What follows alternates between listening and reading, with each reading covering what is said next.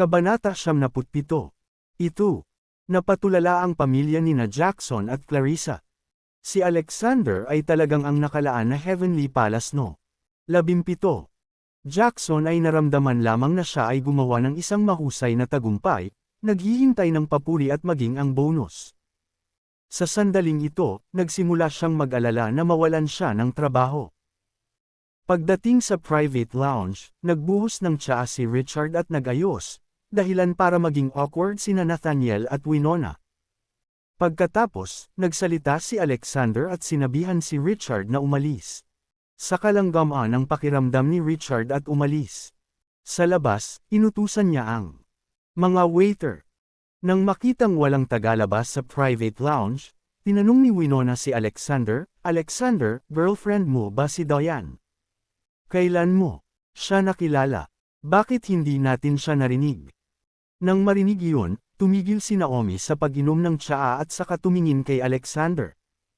Walang magawang sabi ni Alexander, "Nay, ano ang iniisip mo? Si Diane ang sekretary ko." Napaawang ang labi ni Winona sa pagkadismaya at hindi na nagsalita pa. Nakahinga rin ng maluwag si Naomi. Biglang sabi ni Nathaniel, "Alexander, kumusta ang date nila Sally kaninang umaga? Talagang interesado siya sa iyo, tama ba? Ano ang tingin mo sa kanya? Magaling siya sa lahat ng paraan. Kung pumayag ka, pwede mo siyang pakasalan kaagad. Habang kami ay nasa mabuting kalusugan, maaari naming alagaan ang mga bata para sa iyo." Natigilan si Alexander. Nagulat siya na naisip pa ng kanyang mga magulang ang kanyang mga magiging anak. Ano ba talaga ang sinabi nila? Tanong ulit ni Nathaniel. Walang magawang umiling si Alexander at sinabing, "Tay, napakagaling ni Sally, pero hindi ko siya gusto. May sarili akong plano para sa kasal. Huwag kang mag-alala sa akin." Naisip ni Alexander na kapag ito na ang tamang panahon at tuluyan nang nagtiwala si Julia sa kanya, tiyak na iuuwi niya sina Julia at Micah para makilala sina Nathaniel at Winona. Sana lang ay hindi masyadong mabigla ang mga magulang niya. Mom and Dad, kababalik lang ni Alexander. Walang nagmamadaling magpakasal. Ayaw mong makita siyang nagpakasal sa isang random na babae. Di ba? Well, hindi na kami makapaghintay. Tumango si Nathaniel sa pag-aakalang may punto si Naomi.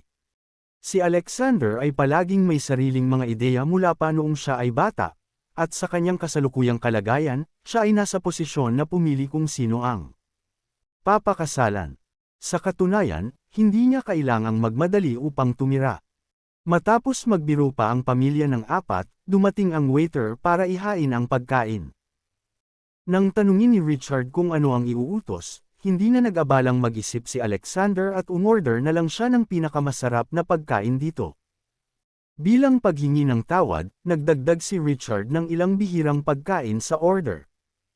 Halimbawa, ang mga sea urchin at lobster na inangkat mula sa ibang bansa. Ni minsan ay hindi pa nakita ni Nathaniel at Winona ang pagkain ito, lalo pa silang kumain.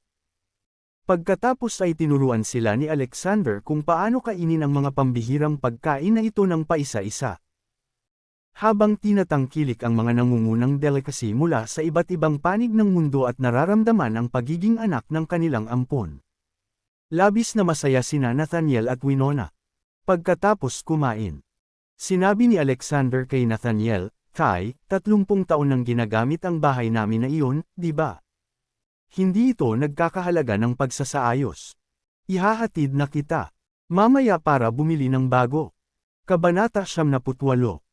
Nang marinig iyon ni Nathaniel, sa sobrang takot niya ay ikinaway niya ang kanyang mga kamay at sinabing, "Paano ka makakabili ng bagong bahay? Alam mo ba kung gaano kamahal ang mga bahay sa Cloudtopia ngayon? Luma na ang bahay namin, at hindi masyadong maganda ang lokasyon. Pero, lumaki na kayo ni Naomi. Kaya hindi namin kailangan ng bahay malapit sa mga distrito ng paaralan. Hindi natin kailangang gumastos ng pera tulad ng mga mayayamang tao." Nagmamadali ding tumunog si Winona, "Alexander, alam ni nanay na kumita ka na sa hukbo, pero ngayong nakabalik ka na. Dapat magplano ka ng mabuti. Matanda na kami ng tatay mo. Kailangan lang natin ng lugar para manatiling ligtas. Umiling si Alexander. Nanay at tatay, maganda pa rin ang iyong mga paa, ngunit sa susunod na 10 taon ay mahihirapan kang umakyat. Sa hagdan. Bukod dito, ang paglipat sa isang bahay na malapit sa kumpanya ni Naomi ay makakatipid sa kanya ng maraming oras. At saka, hindi ba tama lang na ang isang anak na kumikita sa labas ay bumalik at bumili ng bahay para parangalan ang kanyang mga magulang? Hindi na makatanggi si Nathaniel nang marinig iyon. Naramdaman din ni Winona na ang pagkakaroon ng bagong bahay ay magiging mas mabuting kandidato ng asawa si Alexander. Kapag ikinasal na si Alexander, babalik na lang sila sa lumang bahay. Nang makita na ang kanyang mga magulang ay tila nakumbinsi, si Alexander, sa takot na baka magbago muli ang kanilang isip, ay dinala ang lahat ng direkta sa isang sentro ng pagbebenta. Nakadock ang sales center na ito sa isang property na high-end sa buong Cloudtopia. Maganda ang sales lady sa loob, naka-uniforme at mukhang sanay na sanay. Ngunit sa katunayan, ang mga nagtitinda na ito ay napakatalino. Palagi nilang hinuhusgahan ang isang libro sa pabalat nito. Nang makitang mukhang mahirap sina Nathaniel at Winona, napayuko ang mga tindero at nagkunwaring nagbabrowse sa kanilang mga telepono. Maging ang bumati sa pintuan, na nakatuon sa pagtanggap ng mga bisita, ay napalingon din. Hindi na sila pinansin ni Alexander at diretsyong naglakad papunta sa display kasama ang kanyang pamilya. Sa oras na ito, si Hattie Brooks, isang babaeng nakapusod, na may nameplate ng trainee ay lumapit. "Hello, nandito ka ba para bumili ng bahay? Kailangan mo bang ipakilala ko sa iyo ang uri ng kwarto?" Hindi sanay si Nathaniel na sobrang enthusiastic ni Hattie. Tinanong niya, ano ang pinakamaliit na bahay na mayroon ka rito? 80 square feet na may 2 silid, isang kusina at isang banyo, sabi ni Hattie. Pwede mo ba kaming ipakita? Maaari naming hatiin ang master bedroom sa 2 silid, para manatili doon ang anak ko kapag bumalik siya. Paminsan-minsan.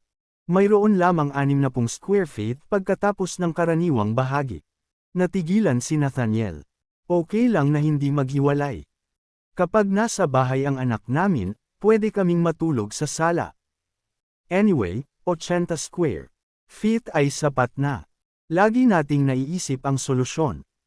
Nang marinig ang sinabi niya, tinakpan ng ibang mga sales ladies ang kanilang mga bibig at ngumisi. Halos hindi na kayang bilhin ni Nathaniel ang pinakamaliit na bahay. At sinabi pa niyang palagi siyang makakaisip ng solusyon para magkasya ang lahat ng miyembro ng kanyang pamilya sa isang bahay. Mukhang kinakabahan si Nathaniel. Baka hindi na niya kayanin ang paunang bayad para sa pinakamaliit na bahay. Medyo nalungkot si Alexander. Ang kanyang mga adoptive na magulang ay nagsumikap sa halos buong buhay nila. Ngayong yumaman na si Alexander.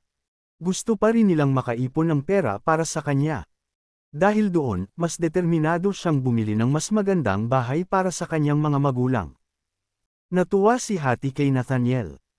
Pagkatapos, ipapakita ko sa iyo ang 3D modeling ng ganitong uri ng bahay, at kung sa tingin mo ay maganda ito, dadalhin kita. Upang makita ang demo house. Kabanata 78. Nang marinig iyon ni Nathaniel, sa sobrang takot niya ay ikanaway niya ang kanyang mga kamay at sinabing, paano ka makakabili ng bagong bahay? Alam mo ba, kung gaano kamahal ang mga bahay sa Cloudtopia ngayon? Luma na ang bahay namin, at hindi masyadong maganda ang lokasyon. Pero, lumaki na kayo ni Naomi. Kaya hindi namin kailangan ng bahay malapit sa mga distrito ng paaralan. Hindi natin kailangang gumastos ng pera tulad ng mga mayayamang tao.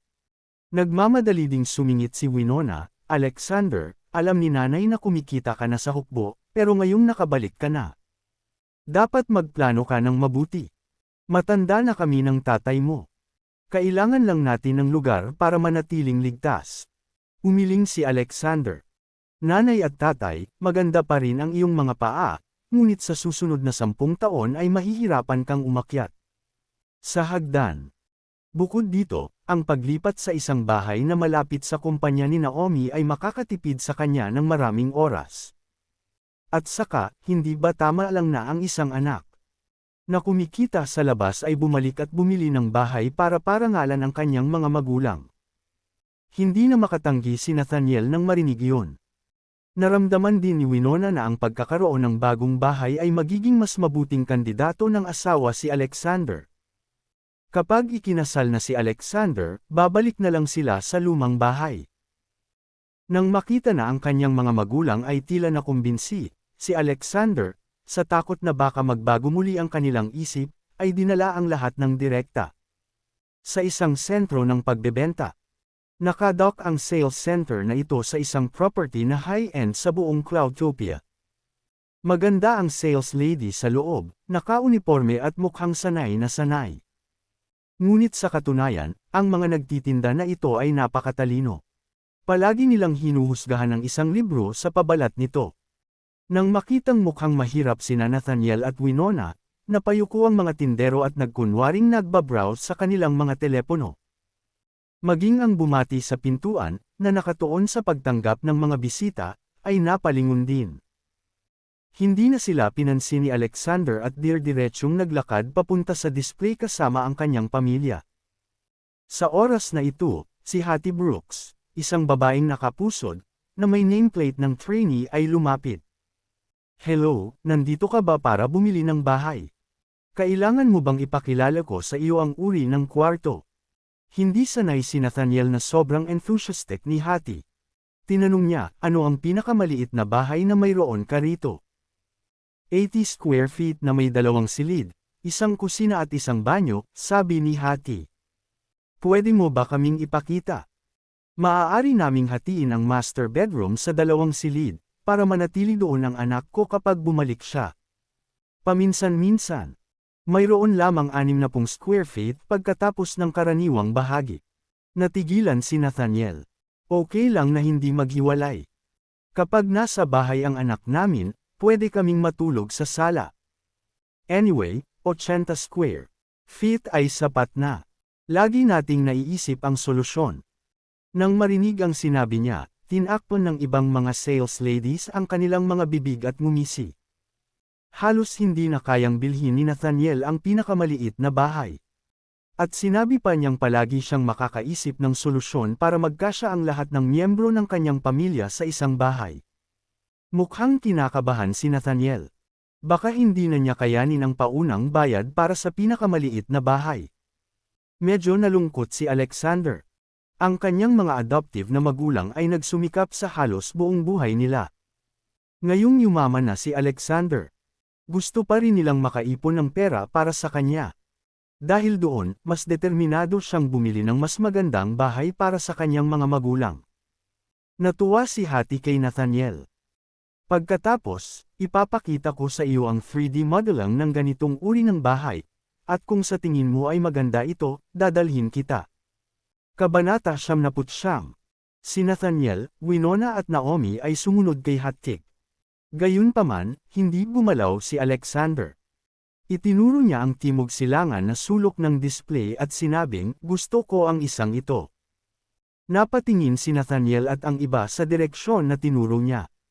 Nakapagtataka, ito ay isang solong lugar ng bahay na may rock quarry waterfall sa harap ng courtyard at isang garden pool sa likod ng courtyard. TM. Tumawa ng malakas ang ilang tindera. Kung titingnan kung paano manamit ang pamilyang ito, halatang mahirap sila. Paano sila nang ahas na bumili ng garden villa? Kailangan bang sabihin ito ng malakas ni Alexander dahil lang sa nagustuhan niya?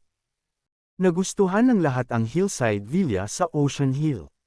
Medyo nagulat din si Hattie but still kindly reminded, Sir, ang tinutukoy mong area ay ang newly developed garden villa ng company namin.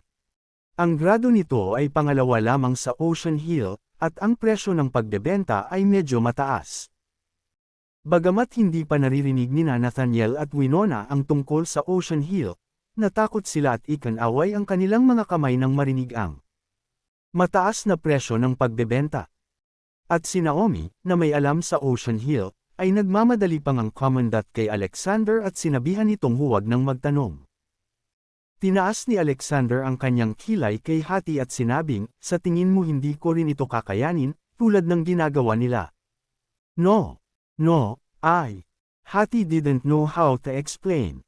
Bibigyan kita ng $2 milyong na deposito.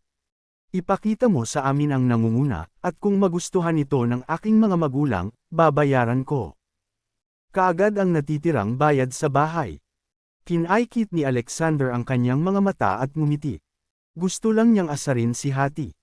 Nang marinig ang sinabi niya, diretsyong napatulala si Hattie.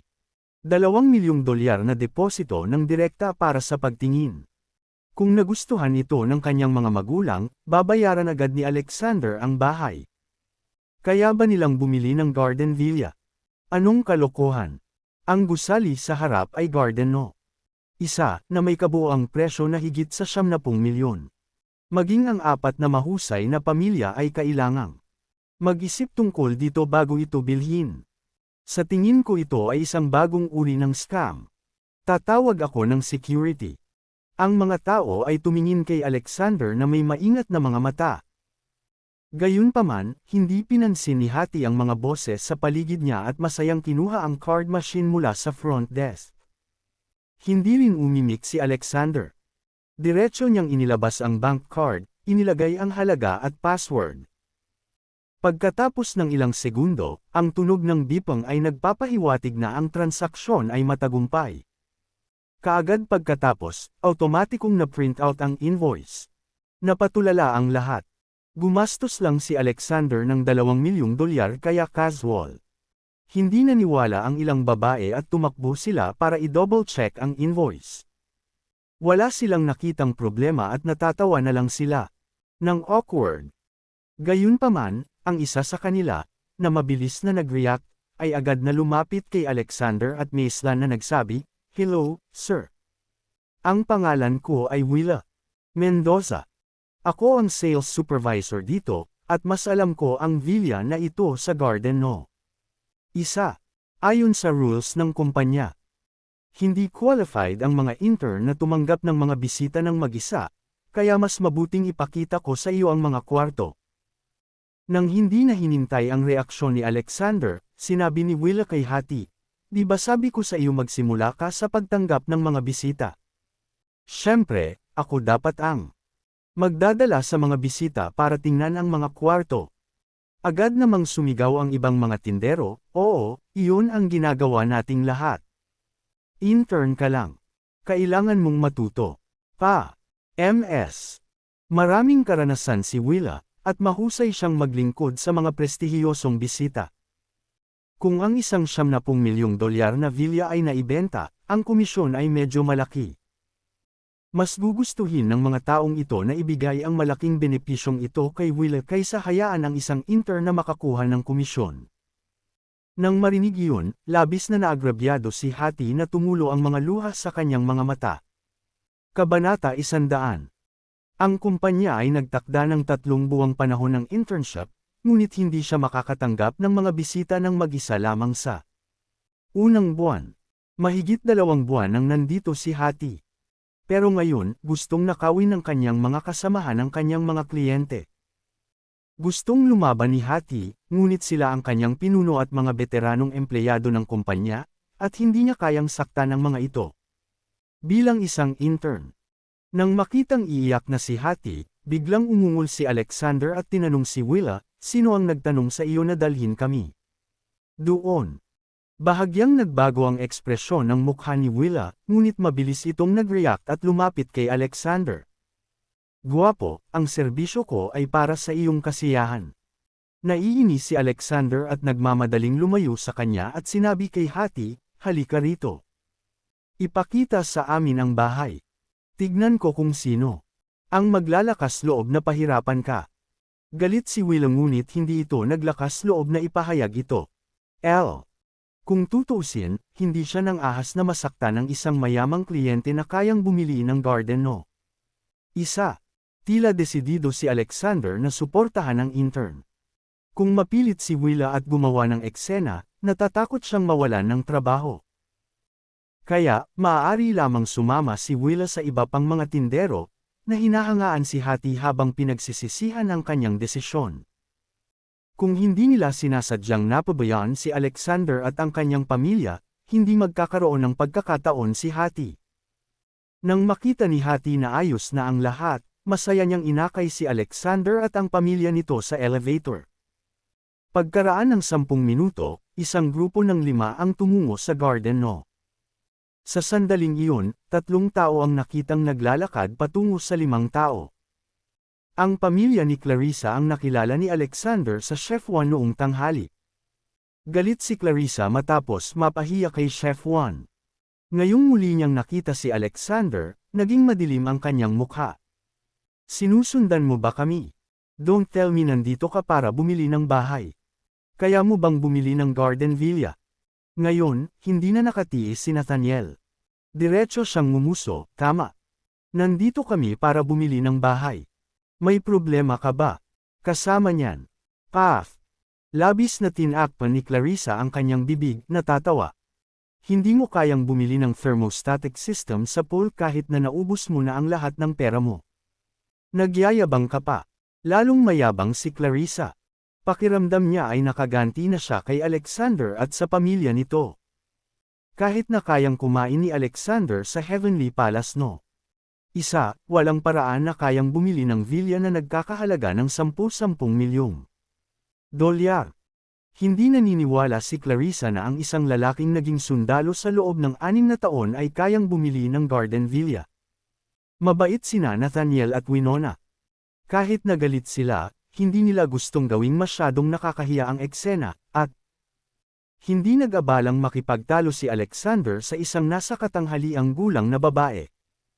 Hindi nakikita ni Naomi na paulit-ulit na minamaliit ang kanyang mga magulang. Isa pa, ayaw niya kay Clarissa. Dahil hindi mo kayang bayaran. Hindi ibig sabihin na hindi kaya ng iba. Casual na binigyan ako ni Sky ng kwintas na nagkakahalaga ng mahigit 40 milyong dolyar. Sa tingin mo ba hindi niya kakayanin ang villa dito? Nang marinig iyon ni Clarissa at ng iba pa ay agad na nanlaki ang kanilang mga mata. Isang kwintas na mahigit 40 milyong dolyar. Pinag-uusapan mo ba ang tungkol sa red dust na yumanig sa palabas ng alahas? Kanina. Biglang tanong ni Angelica. Kabanata 101. Oo, ito ay red dust.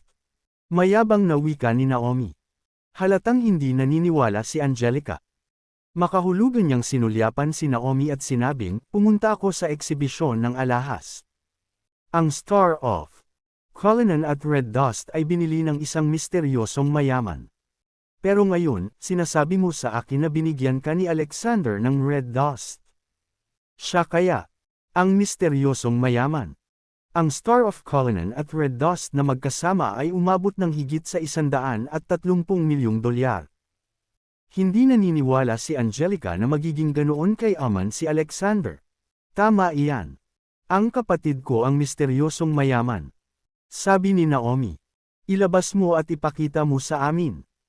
Kasabay nito, inabot ni Angelica ang kanyang kamay kay Naomi, na mukhang naghihintay na makakita ng magandang palabas.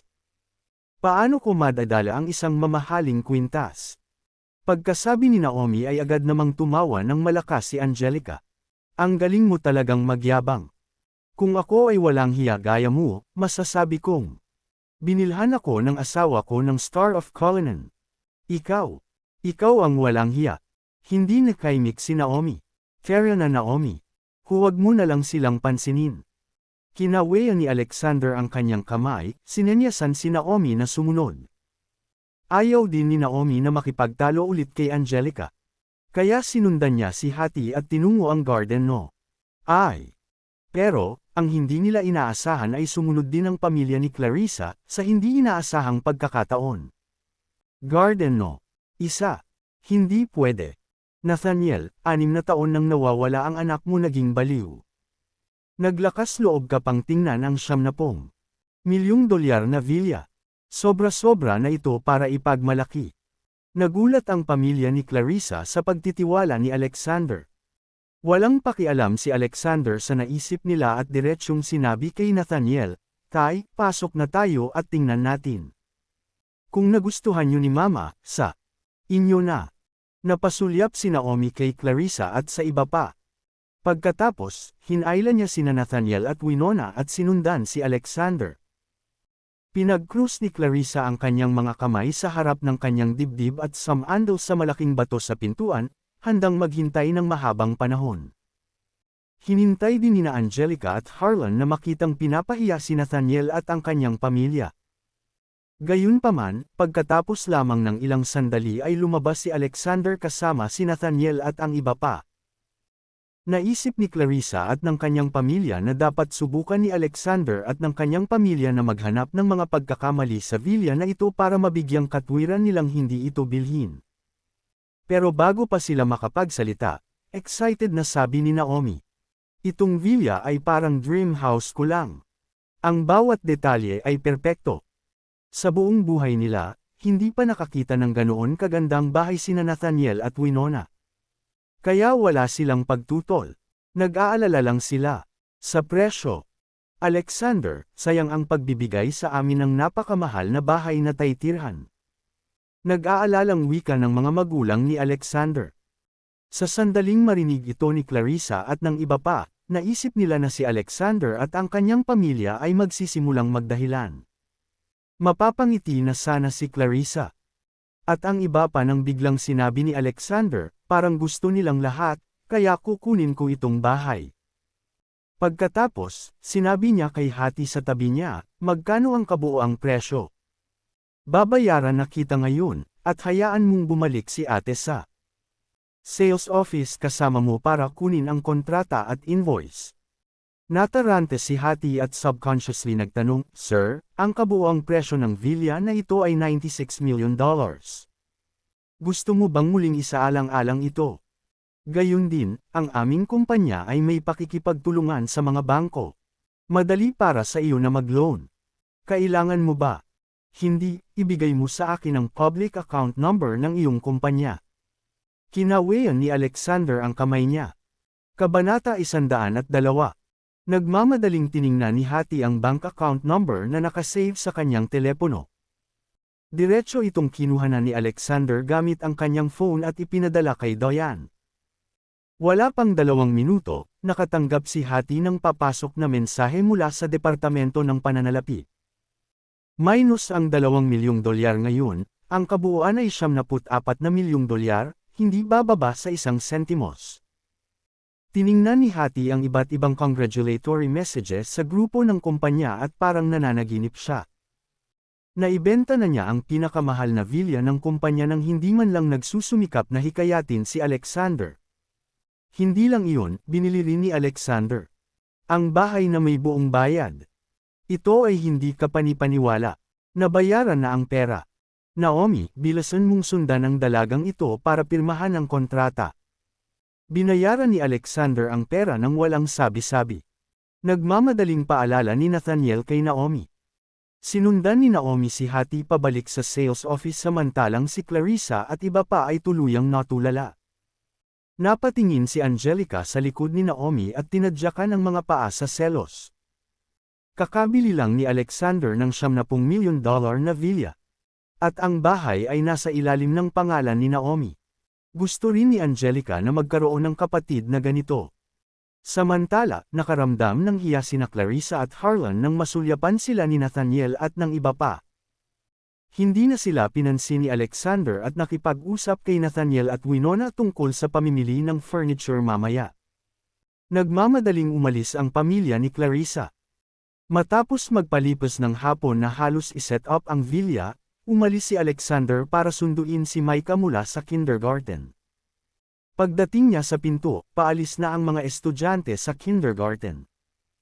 Nang makita siya ni Micah ay agad siyang sumigaw ng, "Tatay, tatay," mula sa malayo, natatakot na baka hindi malaman ng iba na may ama siya.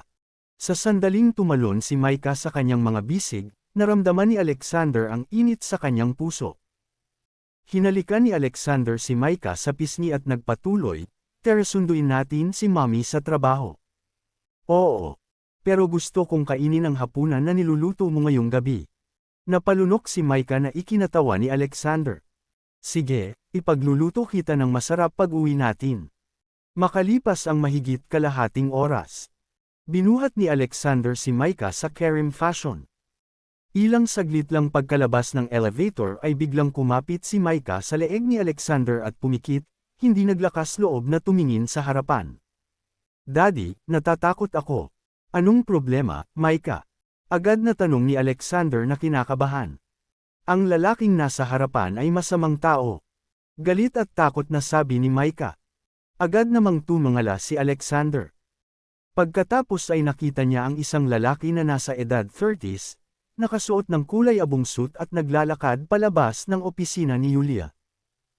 Habang nilalampasan sila ng lalaki, makahulugang lumingon ang lalaking nakasuot kina Micah at Alexander.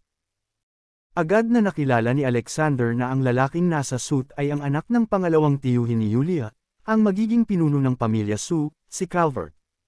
Su. Ang pamilya Su ay may 4 na anak na lalaki at isang anak na babae. Ang ama ni Yulia ang bunsong anak, at tagapagmana ng pamilya.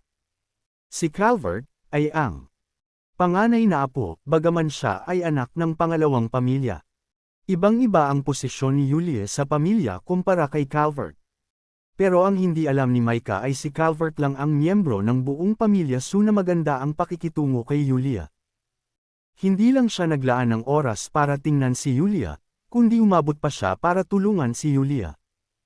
Kung wala ang pangungumbinsi niya, matagal nang itinapon ni Madam Su si Yulia sa bahay. Kung nangyari iyon, si Yulia ay hindi maaaring manatili sa negosyo ng pamilya at humawak sa posisyon ng CEO. Kabanata 103. Pero normal lang kay Micah na hindi maintindihan si Calvert. Sa tuwing pagkatapos makita si Calvert, palaging mukhang hindi masaya si Yulia. Sa paglipas ng panahon, naramdaman ni Micah na si Calvert ang nambubuli sa kanyang ina at si Calvert ay isang masamang tao. Pagpasok niya sa opisina ni Yulia, nagmamadaling tumalon si Micah sa katawan ni Alexander at tumakbo kay Yulia, seryosong sabi, "Nay, huwag kang matakot. Nandito si Daddy. Hindi ka namin hahayaang ay bully ka ng masamang tao." Masamang tao. Natigilan muna si Yulia sa katumawa. Micah, mabait kang bata na marunong ng ugali. Simula ngayon, hindi mo na matatawag na masamang tao si Uncle Calvert. Masama siyang tao. Sa tuwing dadating siya, matagal kanyang pinalungkot. Kinasusuklaman siya ni Micah. Sigaw ni Micah habang nakayakap kay Yulia walang pakialam. Biglang uminit ang puso ni Yulia, at niyakap niya ng mahigpit si Micah sa kanyang mga bisig. Dahil sa pagmamalasakit sa kanya ng gayong musmos na bata ay naramdaman ni Yulia na sulit ang lahat ng paglala na dinanas niya. Pagtingin sa eksenang nasa harapan niya, nakaramdam ng saya si Alexander. Pagkaraan ng mahabang panahon, dahan-dahan niyang sinabi, "Yulia at Micah, uwi na tayo."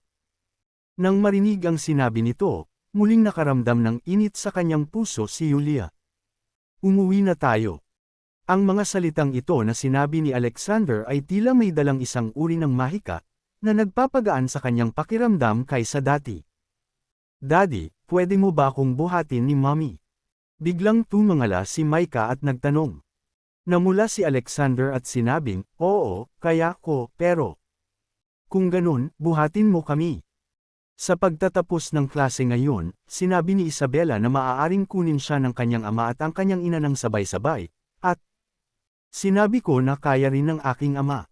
Pero nagyayabang daw ako. "Daddy, kunin mo si Mommy para mapatunayang tama ako." Napatingin si Micah kay Alexander na may pananabik. Laging pinapahiya ni Micah si Yulia. Ngumiti ng malapad si Alexander. Sa pagkakataong iyon ay hindi na lang niya tiningnan ang mukha ni Yulia at sinabi kay Micah, "Sige, para mapatunayang hindi ka nagyayabang. Magtitiis ako saglit." Dahil doon, humakbang siya ng 2 hakbang pasulong, tumingkayad, at ipinulupot ang mga braso kay Yulia at Micah, pinulot silang lahat. "Micah, higit pa ang magagawa ni Daddy kaysa sunduin kayo ni Mommy. Kaya kung maglakad ng malayo," sabi ni Alexander habang karga ang 2 babae papunta sa elevator. Nasa kumpanya sila. Namula ang mukha ni Yulia, at dali-dali niyang hinampas ang dibdib ni Alexander. "Ibaba mo ako ngayon. Sobrang saya nito." Ikaw ang pinakakahangahangang ama sa mundo.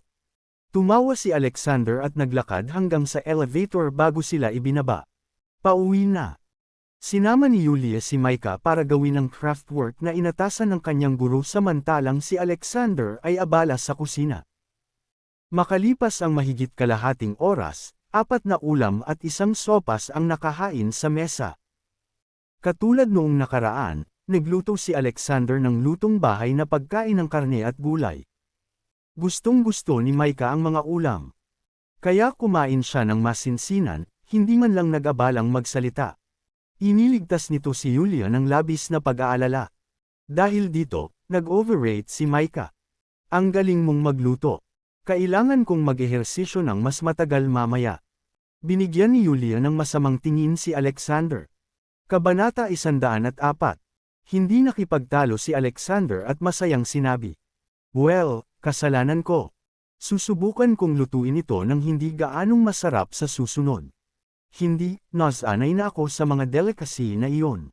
Kailangan mong maging responsable dyan. Bulalas ni Yulia. Sige. Ngumiti si Alexander. Naramdaman agad ni Yulia na nahulog na naman siya sa bitag. Siya ay set up ang kanyang sarili sa oras na ito. Ako na maghuhugas. Ako na ang gagawa nito sa iyo. Pagtingin sa namumula na mukha ni Yulia, hindi naglakas loob si Alexander na mag-over, kaya naglinis sila ng mga pinagkainan at nagtungo sa kusina. Maya-maya, sinamahan nila si Micah na gawin ang kanyang craft work. Nang oras na para matulog, biglang sinabi ni Micah kay Yulia, Mommy, sa gitna ka na matulog ngayon. Ano? Napatulala agad si Yulia. Sa una, ang pagpapapasok kay Alexander sa kwarto at pagtulog sa iisang kama ay nagtulak sa kanyang limitasyon. Pero at least, nasa pagitan nila si Micah, kaya hindi ganoon kalakas ang pakiramdam na matulog sila ni Alexander. Ngayong nag-alok si Micah na patulugin si Yulia sa gitna, hindi ba't magiging intimate na sila ni Alexander? Mommy, matulog ka sa gitna para may akap ka naming dalawa at hindi ka malulungkot. Seryosong sabi ni Micah. Nanginginig ang puso ni Yulia, at saglit na hindi niya matiis na tanggihan ang kabaitan ng anak. Walang hinihintay na reaksyon, hinayla ni Micah si Yulia sa gitna at inihiga. Diretso tuloy ni Micah. Hindi nagtagal ay nakahiga na si Micah sa kabila, kontentong natutulog. Walang magawa si Yulia. Gayunpaman, walang paraan para magsisi siya. Ramdam na ramdam niya ang hininga ni Alexander sa tabi niya, hindi niya maiwasang mamula ng bahagya. Mabuti na lang at hindi sinamantala ni Alexander ang pagkakataong tumawid sa linya. Maya-maya, biglang nagsalita si Yulia, Alexander. Oo. Bukas, pwede ka nang magpahinga sa bahay. Ibabalik ko si Micah sa pamilya Su. Babalik ako sayo. Hindi na hinintay na matapos magsalita si Yulia, diretsyong nagsalita si Alexander. Bakit? Medyo nagulat si Yulia. Mariing sabi ni Alexander. Yulia, gaya ng sinabi ko noon, hanggat nasa kamay mo ang Dragon Seal, ako ang ama ni Micah at may obligasyon akong protektahan kayong dalawa. Ngayon, hindi mahalaga kung nandyan ang Dragon Seal, mas determinado akong protektahan ka. Si Madam Su, Charles. At ang kanyang anak na babae ay palihim. Kailangan kong bumalik sa iyo bukas. Sa tabi ko, walang makakabuli sa'yo. Naramdaman ni Yulia ang isang nangingibabaw na aura ng lalaki. Matagal na natigilan si Yulia bago sinabing, okay. Muli niyang naramdaman ang nangingibabaw ngunit malambot na pagmamahal ni Alexander. Bahagya niyang nilapit ang katawan niya sa tagiliran ni Alexander. Lihim niyang inaasahan ang isang matalik na yakap. Pinagpisil ka ba ni Micah? Tanong ni Alexander sabay lipat sa gilid. Hindi nakaimik si Yulia. Mukhang tama si Micah. Si Alexander ay isang tulala. Nablangko ang isip ni Yulia. Ang amoy ng testosterone ay nagpasigla sa kanyang mga pandama, na nagpapaigting sa kanyang mga ugat at natatakot na gumalaw. Ilang saglit, hindi niya napigilan ang gana na tumalikod at yakapin si Alexander pabalik. Kabanata 105. Ngunit unti-unti, nanag ang kanyang pagkamakatuwiran. Nasa kama sila, at kung lumingon siya, imposibleng mahulaan ang susunod na mangyayari. Hindi naman sa ayaw niyang mapalapit kay Alexander, pero kailangan lang niya ng kaunting oras. Habang pumipintig si Yulia ay biglang nagising si Micah sa tabi niya. Niyakap ng mahigpit ni Daddy si Mommy. Gusto ko rin ng yakap. Kinusot ni Micah ang kanyang mga mata at mahinang nagsalita. Namula si Yulia at nagmamadaling kumawala sa mga braso ni Alexander. Pagkatapos ay niyakap niya si Micah ng mahigpit. Nanlungo si Alexander saglit. Lumilikha si Micah ng mga pagkakataon para sa kanya. Paano niya mabibigo ang kanyang plano sa kritikal na sandali? Gayunpaman, ang kalabuan ay nawala, at si Alexander ay nakamasid lamang sa maselang likod ni Yulia habang unti-unti itong nakatulog. Maaga kinaumagahan. Pagkatapos ng almusal, hinatid ni Yulia sina Alexander at Micah sa Suvilla. Sa daan, sinabi ni Yulia kay Alexander na pinuntahan siya ni Calvert sa opisina upang ipaalam sa kanya na bukas ang ika-80 kaarawan ni Madam Sue at hiniling sa kanya na dalhin si Micah sa piging ng kaarawan. Ang dahilan kung bakit maagang umuwi si Yulia isang araw ay para makita muna si Lincoln. Mula noong malaking away noong gabing iyon, hindi na sila nag-uugnay sa isa't isa bilang mag-ama. Ngunit anuman ang mangyari, si Lincoln ang ama ni Yulia. Gayunpaman, nang bumaba silang tatlo sa kotse, nakita nila ang isang lalaki na naglalakad palabas ng villa ni Lincoln. Ang lalaki ay mga 27 taong gulang, nakasuot ng casual na suit, na may pigtail sa likod ng kanyang ulo. Sa unang tingin, para siyang modelo sa isang fashion magazine. Sa pagkakataong ito, nakita rin ng lalaking iyon si Yulia. Agad naman siyang natuwa at dali-daling humakbang. Yulia, bumalik ka na. Pinatawag lang ako ng mga magulang mo para pag-usapan ang kasal natin. Theodore, anong pinagsasabi mo? Si Theodore ay isang mayamang binata sa Cloudtopia, tulad ni Nicholas. Pareho silang admirer ni Yulia. Gayunpaman, iba si Theodore kay Nicholas, na ginamit ang kanyang negosyo sa pamilya Sue para mapilitan sina Madam Sue at Charles kay Yulia. Si Theodore naman ay mahilig magpabor kay Lincoln at Betty. Hindi ako gumagawa nito. Pumayag na ang mga magulang mo na pakasalan kita. Masiglang wika ni Theodore. How could I not know my own marriage? Bago pa matapos magsalita si Yulia, isang mabangis na boses ang biglang tumunog. Gitling. Yulia, sinong nagpahintulot sa iyo na makipag-usap ng ganyan kay Mr. Theodore? May manners ka ba? Kaagad pagkatapos, lumabas sa villa ang isang dalagang nakasuot ng magarbong damit na naka-high heels. Ito ay ang madrasta ni Yulia na si Betty. Dahil wala kang pag-asa kay Dragon Commander, pakasalan mo na lang si Mr. Theodore. Opisyal ko na ngayong ipinapalam sa iyo na ang kasal mo at ni Mr. Theodore. Nakapagdesisyon na kami ng tatay mo. Wala kang karapatang tumanggi. Bago pa makalapit si Betty ay pinagalitan ni Betty si Yulia. 2 araw na ang nakalipas, hiniling ni Alexander kay Diane na imbestigahan si Betty. Ayon sa impormasyon, mahigit 1 dekada nang namatay ang biological mother ni Yulia. Hindi nagtagal at napangasawa ni Lincoln si Betty. Simula noon, sinisikap na ni Betty na pakasalan si Yulia para magkaroon siya ng mas maraming pera. Ngunit nang hindi inaasahan, nabuntis si Yulia at nagpumilit na ipanganak si Micah, na ikinagalit ni Betty. Kasabay ng katotohanan na hindi lang nagtagal, hindi lang tinanggihan ni Yulia ang Dragon Commander, ngunit nagkaroon din ng matinding away sa kanila dahil kay Alexander, nabalisa si Betty. Kung talagang ikinasal si Yulia kay Alexander, masisira ang pagnanais ni Betty na maging matagumpay. Kaya naman, nagmamadaling inabot ni Betty ang isa sa mga admirer ni Yulia na si Theodore. Sa ngayon, may isang young master na tulad ni Theodore na gustong pakasalan si Yulia. Bukod dito, binisita niya si Yulia. Kabanata 106. Micah, don't you dare bully mommy. Nakabalik na si Daddy galing sa military.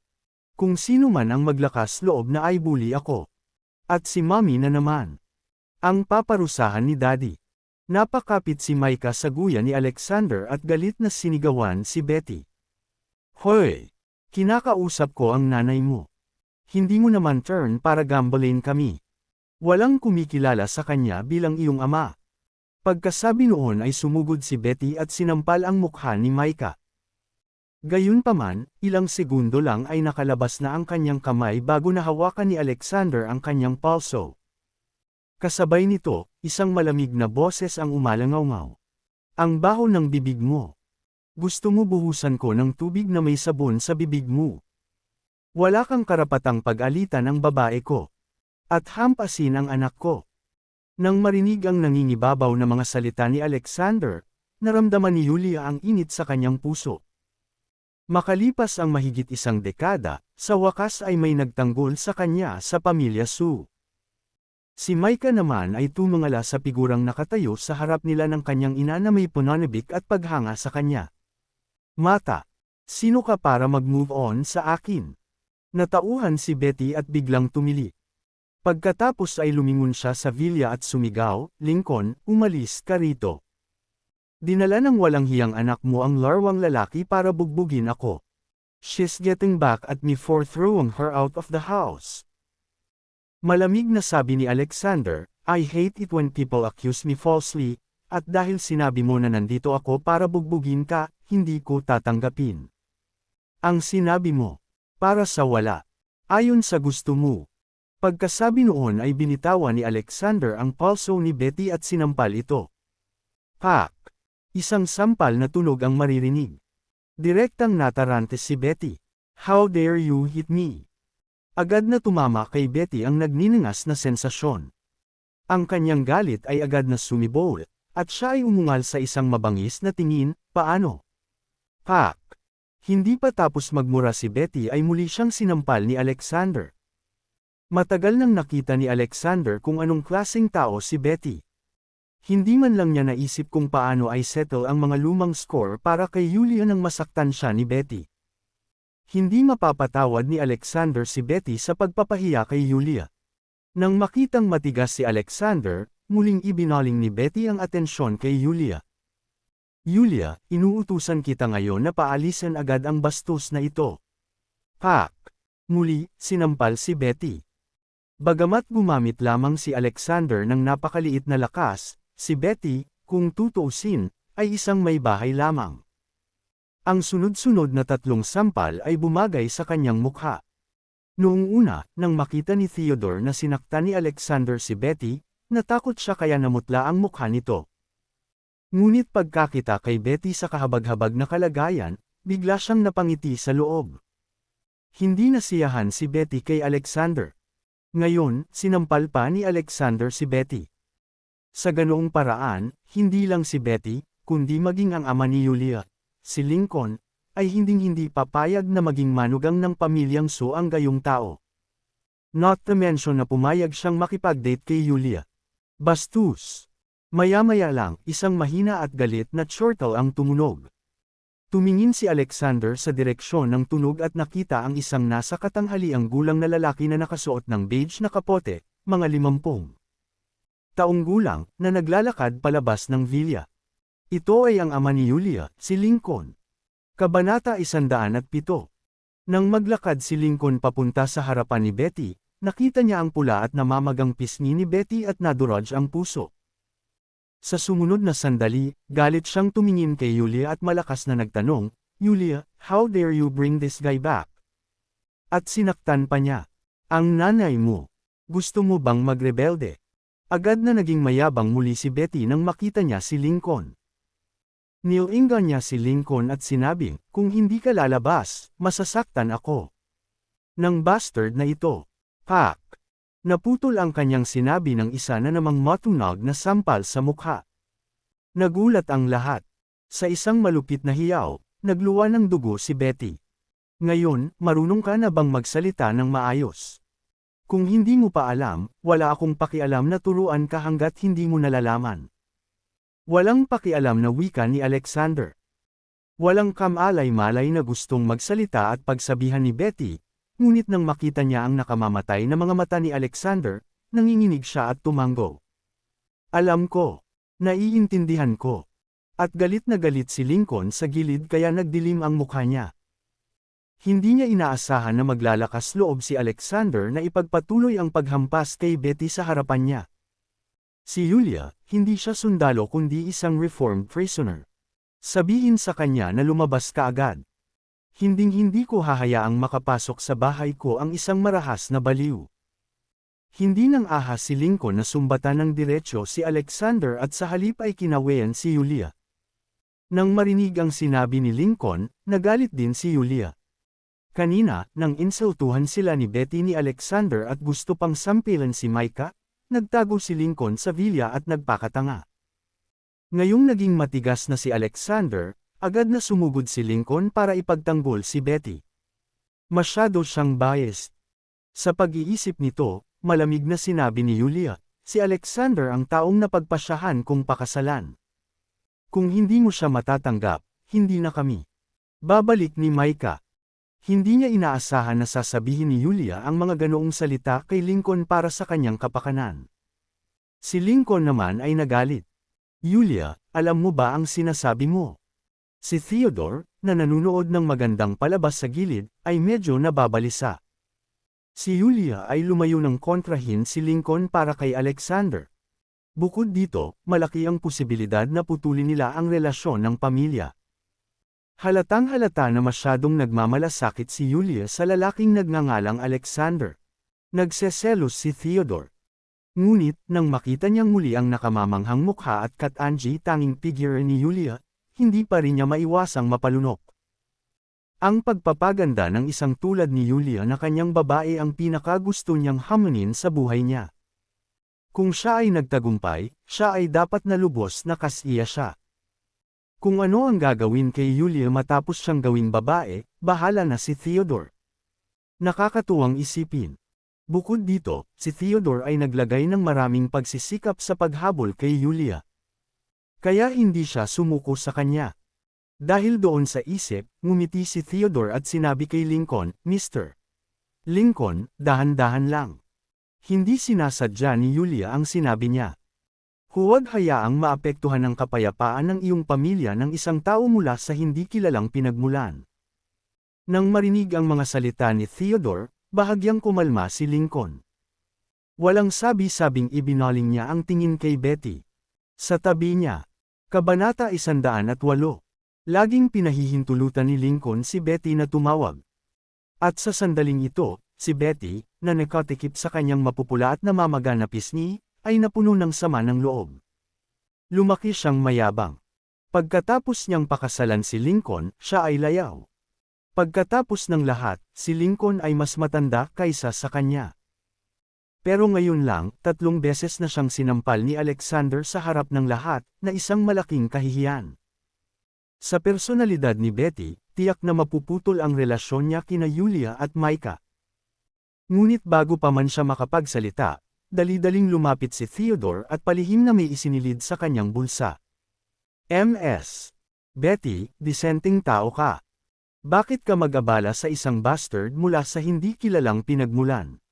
Kung talagang galit ka kay Yulia, hindi ka ba nahuhulog sa pakulo niya? Makahulugang wika ni Theodore. Si Betty, na madilim pa rin ang mukha, ay hinawakan ang bank card sa kanyang bulsa at kumalma.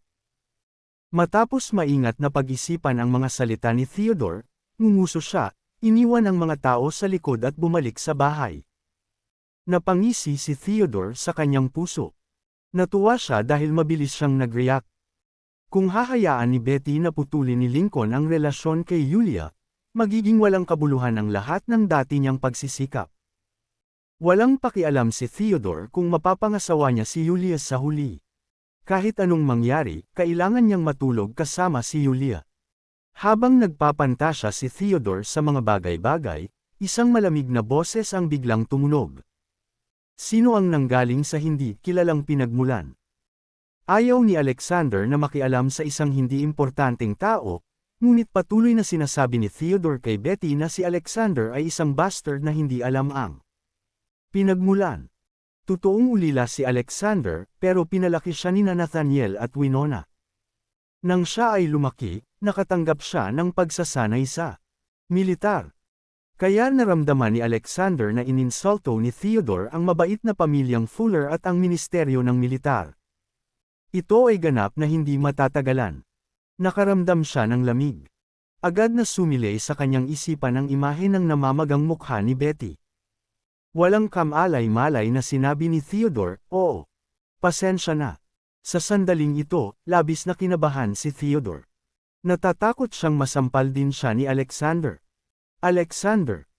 Niyugyug ni Yulia ang braso ni Alexander at umiling, senyales sa kanya na hayaang dumausdas ang mga bagay. Tutal, nasa gate pa sila ng Suvilla. Kung tatamaan ni Alexander si Theodore, mas magkakaroon ng pagkakataon si Betty na punahin si Alexander. Naintindihan naman iyon ni Alexander at bumaling kay Theodore. Sabi niya sa malamig na boses, "For the sake of Yulia, kalimutan na natin ang araw na ito. Kung may susunod pa, wala akong pakialam na turuan ka kung paano magsalita na parang tao." Hindi na hinintay ang reaksyon ni Theodore, umalis si Alexander kasama sina Yulia at Micah. Pagtingin sa likod ni Alexander, gumaan ang pakiramdam ni Theodore. Gayunpaman, sa susunod na sandali, siya ay galit na ang kanyang mga ugat ay makikita ng malinaw. Nagsorry lang si Theodore kay Alexander. Pakiramdam niya ay talagang talunan siya. "Alexander, hindi pa ito tapos. Matagal ko nang hinahabol si Yulia. Paano ko hahayaang kunin mo siya sa akin? Maghintay at tingnan lamang.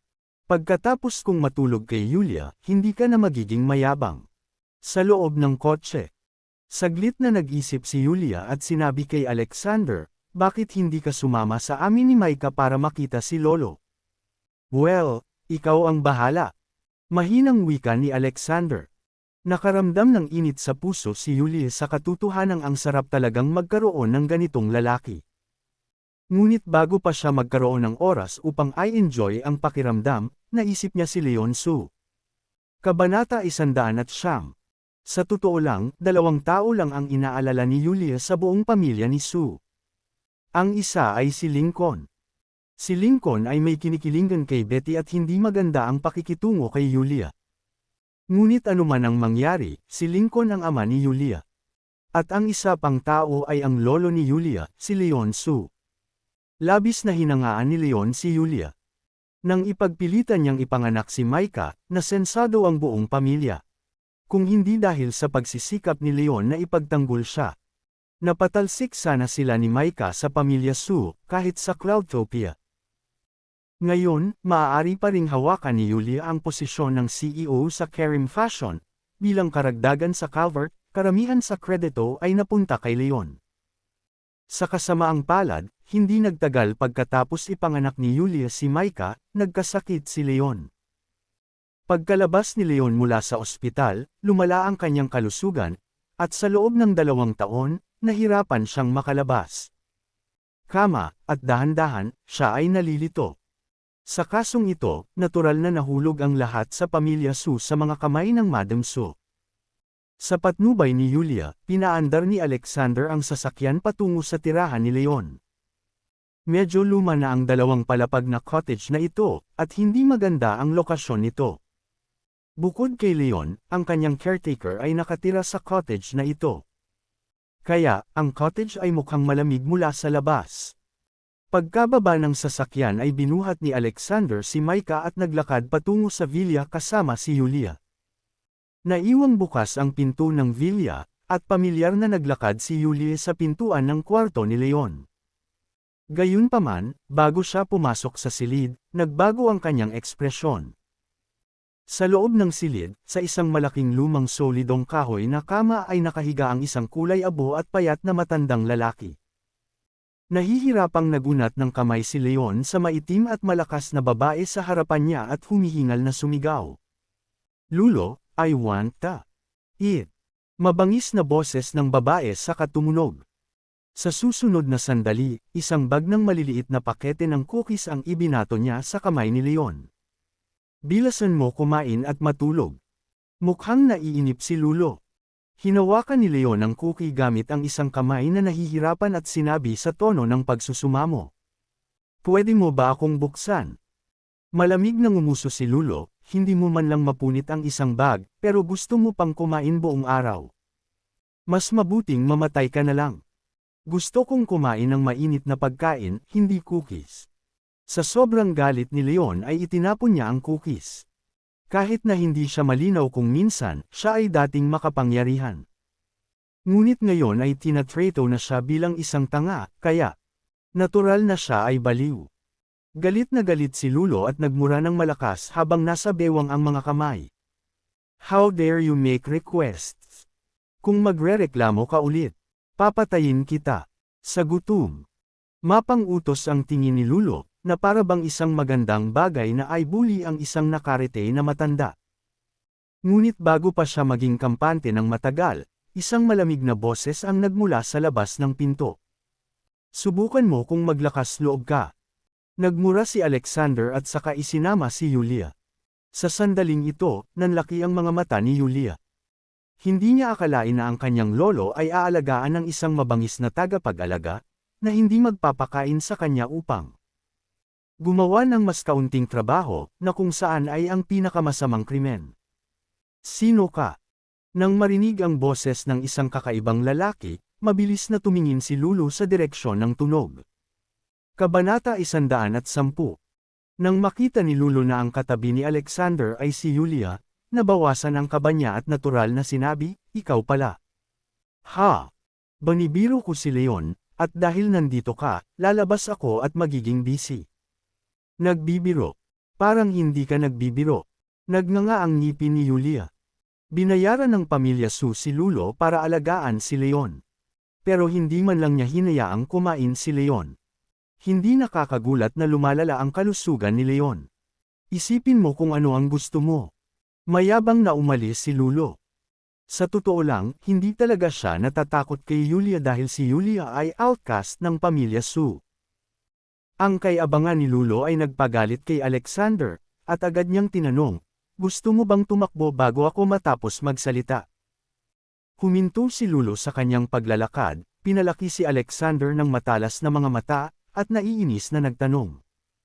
Sino ka para tanungin ako? Wala.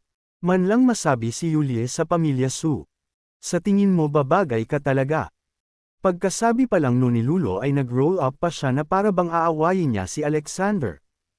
Sa kanyang mga mata, si Alexander ay payat at walang kapares sa kanya. Gusto mo ba akong suntukin? Tanong ni Alexander. Kung maglakas loob kang makialam muli sa bagay na ito, huwag mo akong sisihin sa pagiging bastos. Mayabang na wika ni Lulo. Sino ka para hamanin ako? Malamig na ungol ni Alexander, at pagkatapos ay gumalaw siya. Bago pa makapag-react si Lulo, biglang lumipad pa atras ang matipuno niyang katawan.